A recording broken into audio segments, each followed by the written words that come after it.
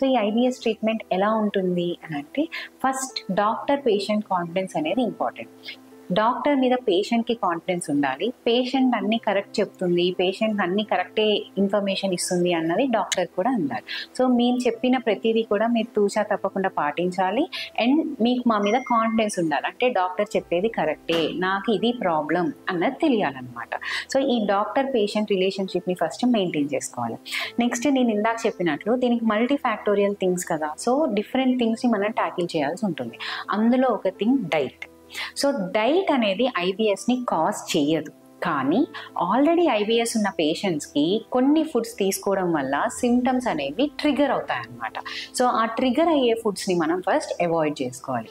అవి ఏముండొచ్చు, alcohol avoid చేయాలి, coffee tea avoid చేయాలి, కూల్ డ్రింక్స్ అవాయిడ్ చేయాలి, చాలా షుగర్ ఉన్న ఫుడ్స్ అవాయిడ్ చేసుకోవాలి, డీప్ ఫ్రైడ్ ఫుడ్స్ అవాయిడ్ చేసుకోవాలి, రా ఫుడ్స్ అంటే కుక్ చేయని ఫుడ్స్ అవాయిడ్ చేయాలన్నమాట.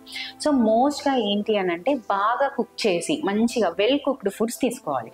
ఎందుకంటే సరిగా కుక్ చేయని ఫుడ్స్, రా ఫుడ్స్ తీసుకున్నాం అనుకోండి, ఆల్రెడీ మన గట్ అనేది ఇరిటేషన్లో ఉంది. ఇలాంటి ఫుడ్స్ తీసుకున్నప్పుడు దాన్ని డైజెస్ట్ చేయడానికి ఇంకెక్కువ కష్టపడాల్సి వస్తుంది అనమాట. అలా ఎక్కువ కష్టపడాలన్నప్పుడు ఇంకా ఎక్కువ ఇరిటేట్ అయ్యి ఎక్కువ సిమ్టమ్స్ వచ్చే ఛాన్సెస్ ఉంటాయి. సో డైట్లో యూజువల్గా మంచి కుక్ చేసుకొని ఈజీగా డైజెస్ట్ అయ్యే ఫుడ్స్ తీసుకోమని సజెస్ట్ చేస్తాం.